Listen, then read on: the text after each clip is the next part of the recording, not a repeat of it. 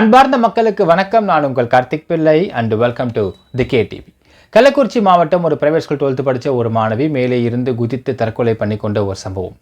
இச்சம்பவத்தை தொடர்ந்து இந்த சம்பவத்தை பற்றி விசாரிப்பதற்காக இது சிபிசிஐ கொடுக்கப்பட்டது. சிபிசிஐடி இந்த கேஸை விசாரித்து சார்ஜ் ஷீட் ஃபைல் பண்ணாங்க விழுப்புரம் சிஜிஎம் கோர்ட்டில். மக்களே, இன்றைக்கு அந்த சிஜிஎம் கோர்ட்டில் செல்வி தரப்பில் போடப்பட்டிருந்த CMP petition, civil miscellaneous petition வந்து இன்றைக்கி விசாரணைக்கு வந்திருக்கு. என்ன நடந்துச்சு, என்ன ஆச்சு அப்படின்னு டீட்டெயிலாக பார்க்கலாம் இந்த பதிவில்.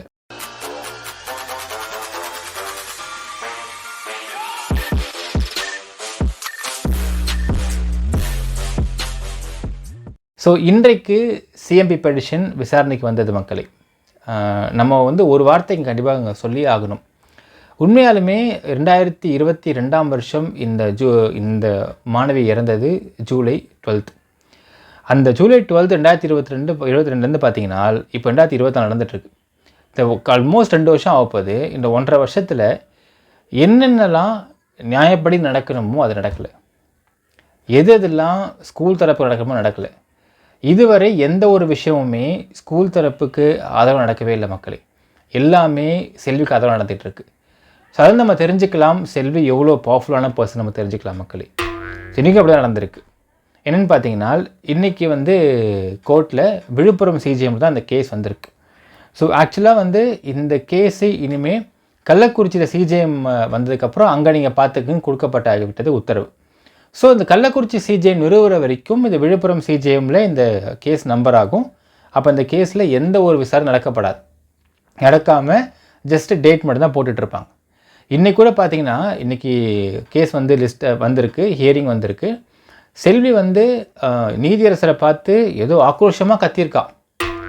நீதியரசர் பாருங்கள், வேறு வழியே இல்லை, செல்வி பயங்கர பவர்ஃபுல் லேடி, என்ன பண்ண முடியும் சொல்லிட்டு அவர் கம்முன்னு டேட் மட்டும் போட்டு கொடுத்துருக்காராம்.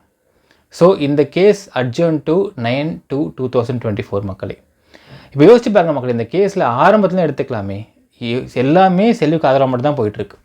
ஃபஸ்ட்டு செல்வி வந்து இதை ரேப் பண்ண மாட்டேன்னு சொன்னான், ஆதரவாக வந்து மாபு திரண்டுருச்சு. அடுத்தது ஸ்கூலை எரிச்சாங்க. அடுத்தது பார்த்திங்கன்னா இந்த கேஸ் சார்ஜ் ஷீட் போட்டாங்க.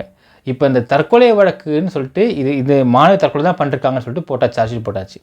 அப்போ இந்த சார்ஜ் ஷீட்டில் தற்கொலை இந்த மாணவி பண்ணியிருக்காங்க அப்படின்னால் தற்கொலைக்கு யார் காரணம்ன்றது கண்டிப்பாக தெரிஞ்சிருக்கும். ஸோ தற்கொலைக்கு யார் காரணம் அப்படிங்கிறத நாம் வெளியிட்டுட்டோம். அது வேறு யாருமே இல்லை, சித்தி செல்வி தான். ஆனால் இந்த விஷயத்தை நீதியரசு வாயிலேருந்து வரணும்னு நம்ம எதிர்பார்த்தோம். ஆனால் இந்த விஷயம் நம்ம மட்டும் எதிர்பார்க்கல. மக்களே, உண்மை தெரிந்தவர்கள் இன்ஃபேக்ட் ஸ்கூல் தரப்பு ரொம்ப எதிர்பார்த்தாங்க. தற்கொலைக்கு யார் காரணம் அப்படிங்கிறத இந்த உலகத்துக்கு ஓப்பனாக சொல்லி ஆகணும். அப்போ தான் ஸ்கூல் மேலே உள்ள களங்கம் துடைக்கப்படும் ரொம்ப எதிர்பார்த்தாங்க. ஆனால் இந்த விஷயத்தை செல்வி எதிர்பார்க்கலை. செல்வி என்ன பிளான் பண்ணியிருக்கான்னு பார்த்தீங்கன்னா, இந்த சார்ஜ் ஷீட் போட்டாங்க, சார்ஜ் ஷீட் நம்பர் ஆகணும். நம்பர் ஆகிறதுக்கு முன்னாடி செல்வி பெட்டிஷன்றதுனால அவள் சேம் பெட்டிஷன் போடுறான். அந்த ப்ரொடெஸ்ட் பெட்டிஷனில் வந்து இந்த நீதியரசர் அவர்கள் வந்து இந்த ப்ரொடெஸ்ட் பெட்டிஷனை வந்து முடிச்சிட்டாங்க அப்படின்னால் அப்போ தற்கொலைக்கு யார் காரணம் அப்படிங்கிறத வெளியிட்டுருவாங்களோ, வெளியிட்டுட்டால் நம்ம பண்ண பிளான்லாம் சொதப்பிடுமோ அப்படிங்கிற எண்ணத்தில் இந்த நிமிஷம் வரை யோசிச்சு பாருங்கள் மக்களே. போன வருஷம் மே மாதம் அன்னைக்கு போடப்பட்ட சார்ஜ் ஷீட்டுக்கு கூட சிஎம்பி போட்டுச்சு. இப்போ இந்த வருஷம் மே வரப்போகுது. ஒரு வருஷமாக இந்த கேஸில் தீர்ப்பு வரக்கூடாதுன்னு செல்வி முடிவு பண்ணால் இன்ன வரைக்கும் வரல. நான் சொன்னேன் பார்த்தீங்களா, செல்வி பயங்கர கிரேட்டுன்னு சொல்லி. செல்வி நினச்சது மட்டும் தான் நிறைவேறிட்டு இருக்கு இது வரைக்கும். ஸ்கூல் நினச்சா நிறைவேறவே இல்லை இது வரைக்கும் பார்த்தீங்கன்னா. ஸோ செல்வி நினச்சா பிளான் பண்ணிட்டா இந்த ஒரு சேம் பெட்டிஷன் முடிவு பண்ணிட்டா. நீங்கள் பார்த்தா தெரியும் மக்களே, அதில் ஒரு நீதியரசர் பேசியிருப்பார். நீங்கள் ஏங்க எல்லாத்தையும் ஒரு வாட்டி கேட்க மாட்டிங்களா, ஏன் ஒவ்வொரு டைம் ஒவ்வொரு கேட்குறீங்க கேட்டிருப்பார். ஸோ இந்த சிஎம்பி பெட்டிஷனில் ஒவ்வொரு முறையும் ஒரு சிஎம் அப்ளிகேஷன் போட்டு கேஸை ட்ராக் பண்ணிட்டு செல்வி. ஒரு பாயிண்ட்டுக்கு மேலே ட்ராக் பண்ணுறது கஷ்டம் தெரிஞ்சவொடனே இது ட்ராக் பண்ணுறது கஷ்டம் என்ன பண்ண முடியும்னு யோசிச்சு பார்த்தா அடுத்தது அவளுக்கு ஏற்ற மாதிரியே விழுப்புரம் சிஜிஎம்மில் இந்த கேஸ் நடந்தால் தான் நீங்கள் முடிப்பீங்க, நான் கோர்ட்டே மாற்றி வரணும்னு முடிவு பண்ணி கோர்ட்டே மாற்றி விட்டாச்சு. ஸோ எல்லாமே செல்விக்கு ஆதரவு மட்டும் தான் போயிட்டுருக்கு இந்த கேஸ். அடுத்தது கோர்ட்டு மாற்றியாச்சு. கோர்ட்டு மாற்றி இன்ன வரைக்கும் கள்ளக்குறிச்சி சிஜிஎம் நிறுவப்படவில்லை. ஸோ இதுவும் செல்விக்கு ஆதரவாக போயிட்டுருக்கு.